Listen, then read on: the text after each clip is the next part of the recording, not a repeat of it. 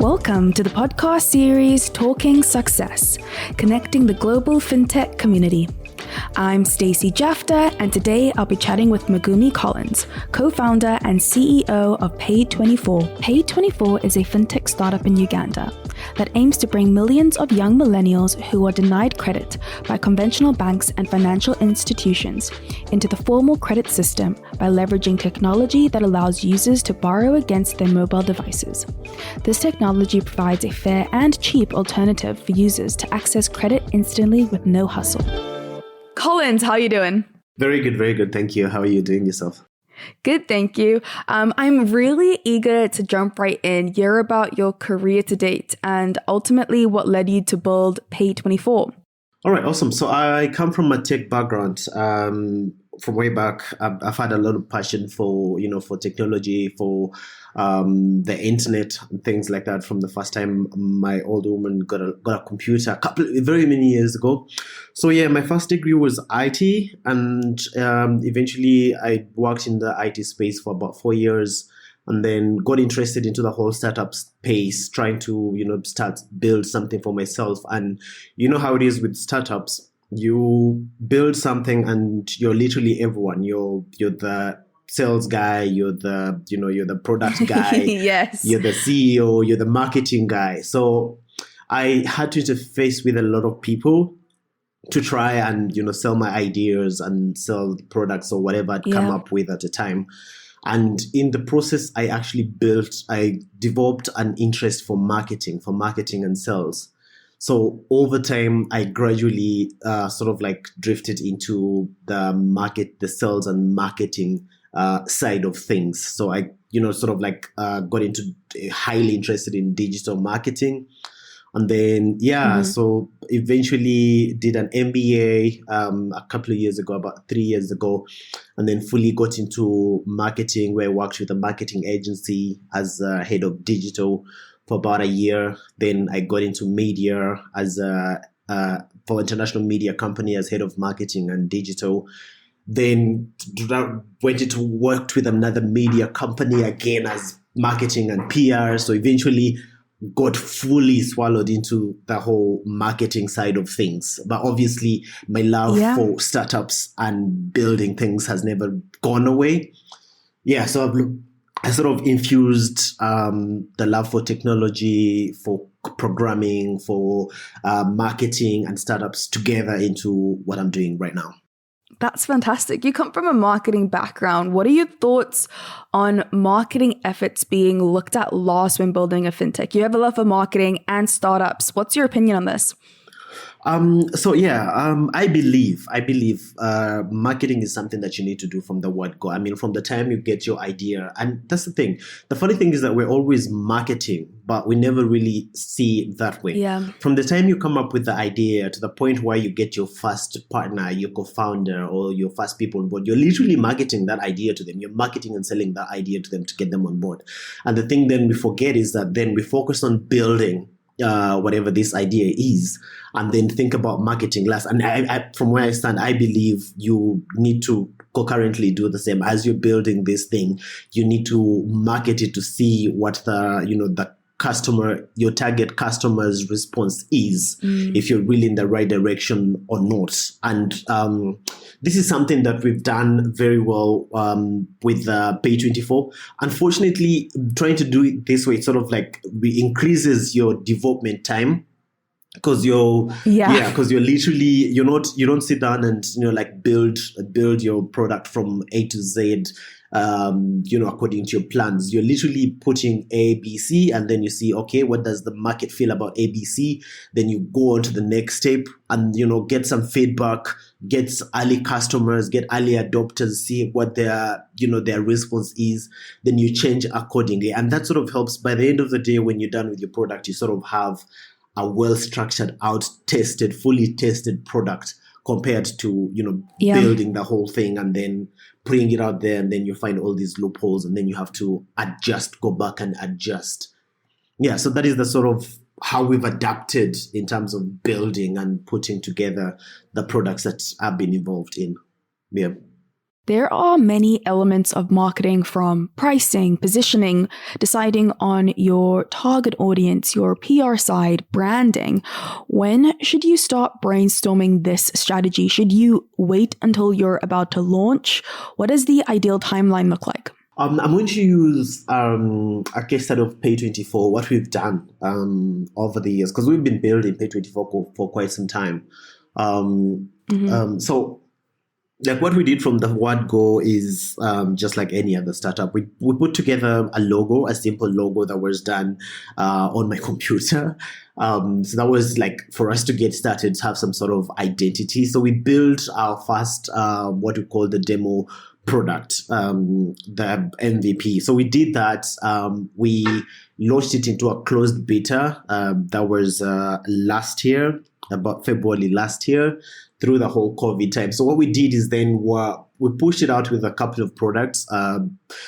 Our total portfolio in terms of product lines or services under the platform, about 5 different products. That is micro lending, remittances, bill payments, forex exchange, and a couple of others that we're trying to add up together. So what we did is we'd roll out a feature at the time, and then we test it, push it to a number of customers and see what their views are. What do they think? What do they think of that? And like you said, we were testing this stuff from the word go. Things like logos, things like messaging, things like the colors. We changed the colors a couple of times. Try and get, what do you think? Yeah, how does this look? Is this blue good enough? Is this green or light green that we're using? Is it appealing enough? So honestly, I don't think you should sit back and wait until the product is fully ready for you to be able to worry about, your look and feel, what the market is going to think about your product. I feel like you need to work on all these things from the word go, because things change, man. If you look at, take an example of, so Facebook. Do you remember the first logo of Facebook? Oh man, that was like, yeah. Yeah, and I mean, you start somewhere, and it's exactly the same thing that we do. What the mistake most people do is that they want to make things perfect before they put it out to the public, and it can never be perfect enough. I mean, even now, the days I look at our own logo, which we've spent quite a lot of money on to, our own look and feel, and I feel like, man, we can change a bit, we can make it a bit better, and it changes every day. So I feel like you need to start from the word go as you're putting everything together. You sort of like, you need to worry about the tone that you're going to use, the colors that you're going to use, the logo, how the logos are going to be, how the icons are going to be. As you're putting all the functionality together, think about your brand and comms, your look and feel, and your tone of voice for the product. I feel like it's very important. I would do it from the word go, really. I wouldn't sit back and wait for when everything is ready. Yeah. In 2020, you had a beta launch for Pay24. You've spoken briefly about changing logos, the marketing elements. You discovered what the market accepted, made changes, and then you went commercial. What other changes did you make, and what did you learn from the beta launch besides the marketing elements? Okay, so 2020 was a very interesting year. So many lessons, so many mistakes as well from our side. So what happened is, we went with a closed beta in February last year. So what we did is then we opened up the platform to the whole of Africa, or pretty much the whole world, really. We didn't limit any countries, as much as Uganda was our pilot market. Yeah. So what happened is then, we got, what do I call it? Like we got the assurance that there was interest in the product, because the number of customers that were getting onto the platform, it was insane. The numbers were crazy, like numbers that we didn't see coming. I'm talking about, I'm talking about, in 6 months, we had grown by over 50,000 users without any sort of marketing, without any sort of communication. So it was insane. It was insane. Honestly, it was. We got a lot of feedback in terms of what people thought, what was failing, what was not working. We made changes. But then also, obviously, like any new tech product or any MVP, the technology failed. All right. So originally we had built a native Android app in Java and everything, and it failed. So like the transaction times were insane. It was breaking, and we literally had to go back on the drawing table and rebuild. So in August last year, we went back to the drawing board and rebuilt the whole platform. During that phase, do you pull the product from market, or what do you do at that time? We literally pulled it off. Because what happened is Okay. we're getting a lot of bad feedback in terms of customers who are not able to get the services running. So we literally had to put out Yeah. our communication. And what was unfortunate on our side is that we had got a lot of attention. Like this stuff would have been easier if the number of people that were, like the early adopters on the platform were few. Then you'd easily, send them out communication and tell them, Manage guys, that, yeah. yeah, like this is what's happening. We're rebuilding. We are making it better. We're doing all this, but we didn't have that opportunity. So what happened is like every day that we left the old platform there, we were getting over 300, 500 signups, registrations every day. So like literally, the communication for guys, it's broken. We know we're fixing it. It became a Yeah. daily song to a lot of people, and some people would not even be patient enough to read, to wait for that communication. So the backlash was getting Yeah. big. Yeah. So what we figured at the point, we said, you know what, let's manage the customers that we already have onto the platform, keep them in the loop, but then let's pull the availability of the app from Play Store. So we, unpublished it for some time, and then we worked off the clock, like long nights, sleepless nights, to try and turn the new version around in such a short time. What was that turnover time?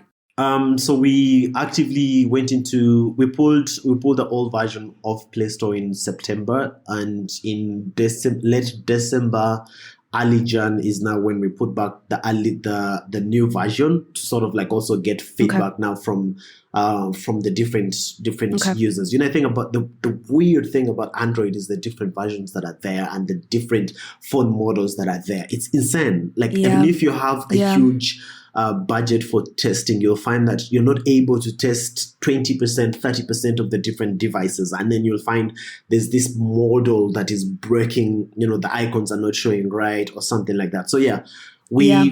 that is so we put it up to the public early Jan, and then we had a lot of drama in Uganda with the elections, where there was internet shutdown, and then there was social media blocking, and it was a horrible time in Uganda. January and February, bad times for tech startups in this region, in Uganda. It was bad.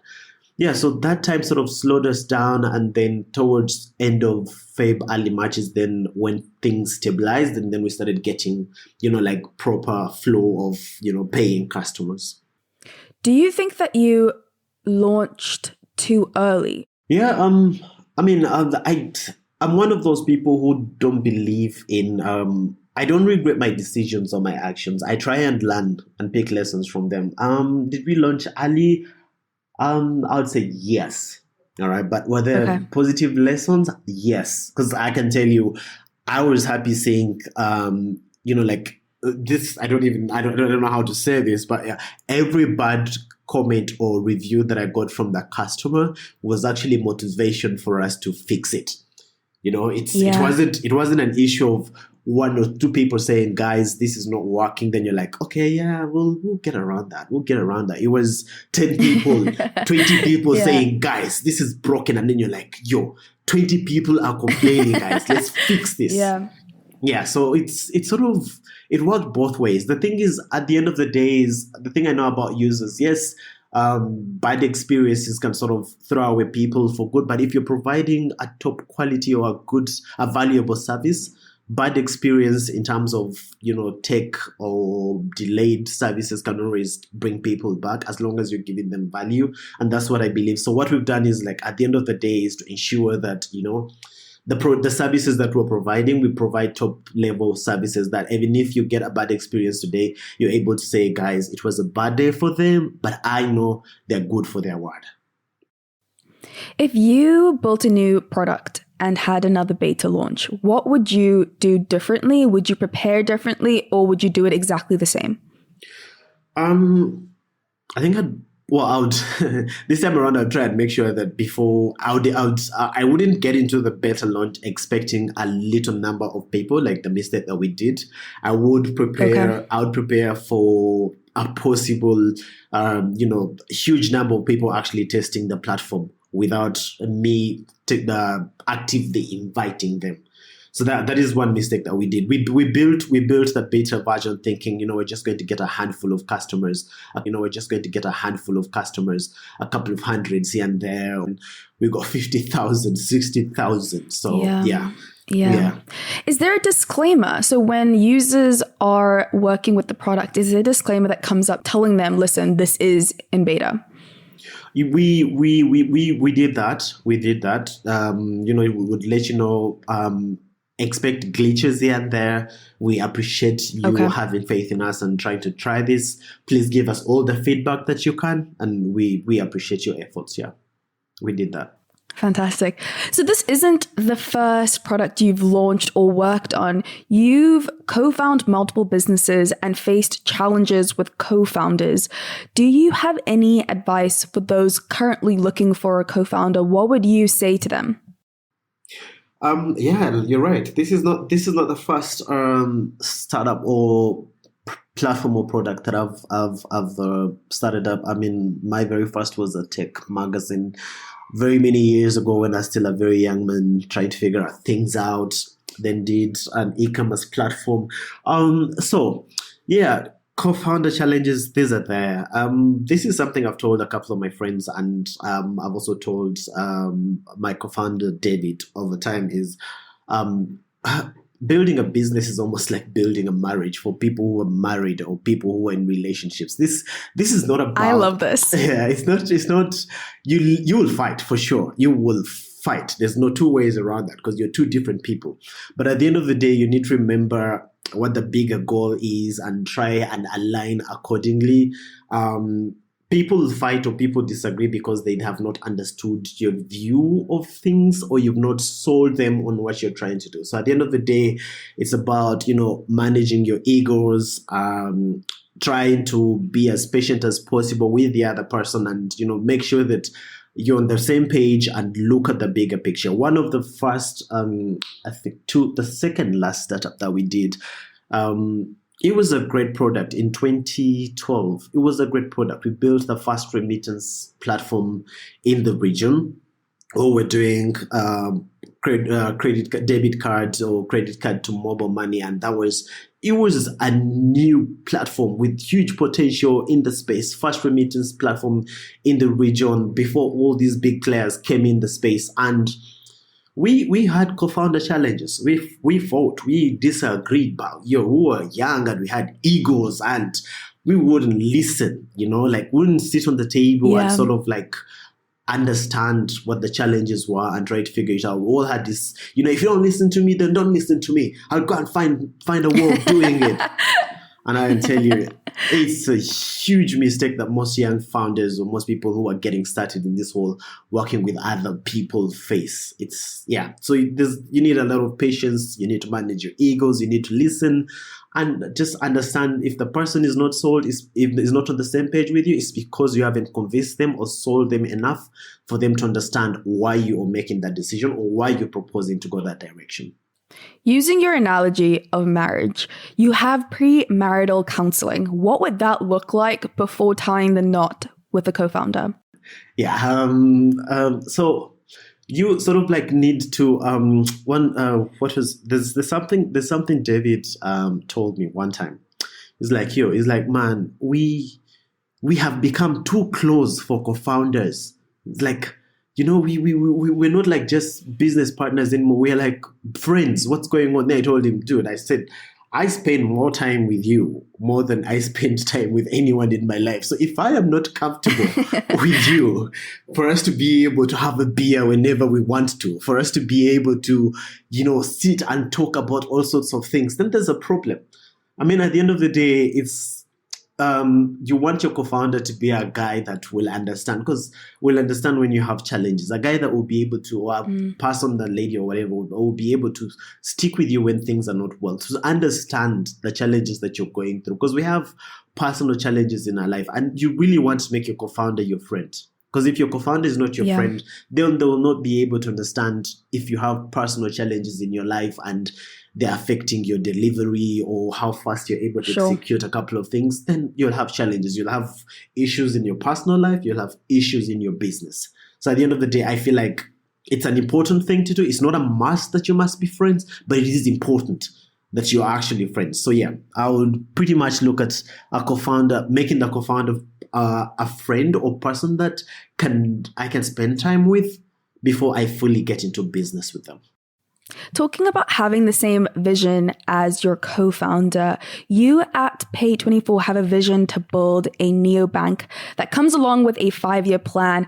How do you build a 5-year plan when something like FinTech is changing so rapidly? How do you stay agile?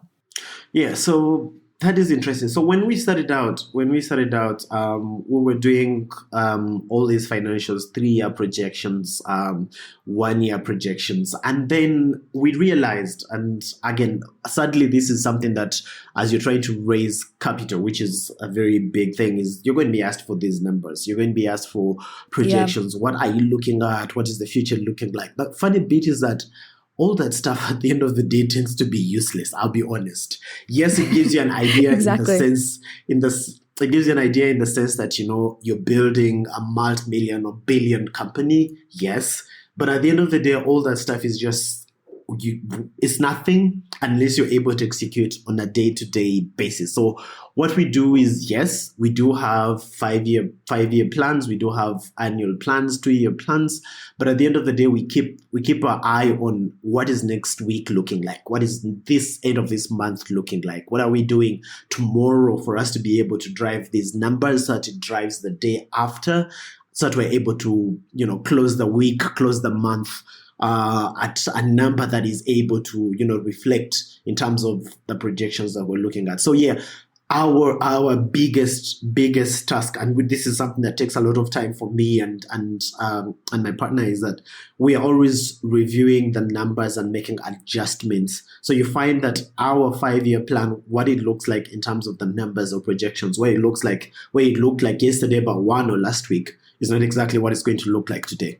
If we're projecting to have a profitability of, say, $4 million in 3 years, you'll find today it has already changed to 5.2, or it has changed to 5.1. Yeah. So yeah, those numbers change quite a lot, and we're always trying to make sure that we don't go below what we initially projected. We just keep it growing.